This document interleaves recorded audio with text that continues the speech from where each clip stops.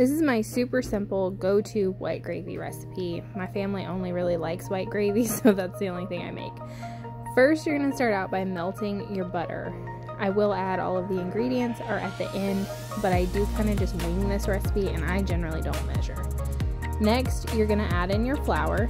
Be sure to not burn your butter in this process. You wanna keep your stove set to like a low or low medium. You do not want your butter to be like boiling or super hot at this point. Just melt it. Incorporate the flour.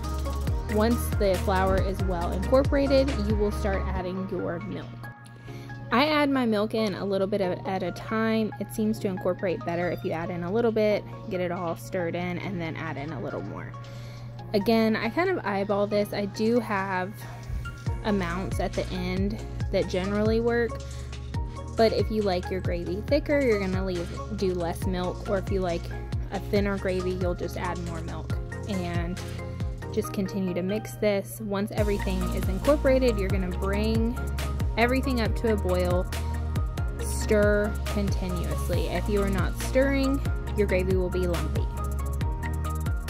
Now you are going to stir. It's gonna feel like it takes ages to come to a boil, but it is very important that you continue to stir through this process. Again, you do not want lumpy gravy. You want nice, smooth gravy, and that only happens if you keep stirring.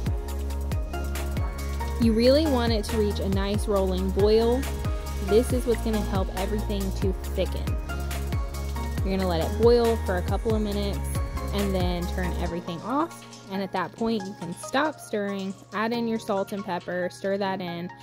I just salt and pepper to taste. There's no real measurements. I just add some salt, add some pepper, taste it, and really just season it to your liking.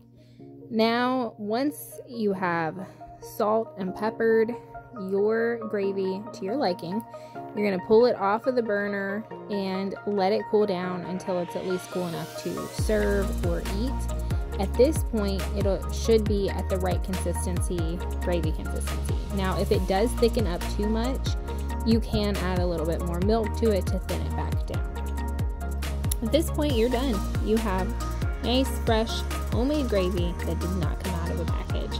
It may seem like a pain to do this whole process versus just opening up a package, but I'm telling you, it's so worth making it yourself. It tastes better, and you don't have to worry about making sure you have packages of gravy on hand in order to have gravy. If you found this recipe helpful, or you like other short, simple recipes or anything homesteading related, please be sure to like and follow. We do kind of wing everything around here and try to keep everything short, simple, and cheap. So if that's your style, make sure you hit that subscribe button.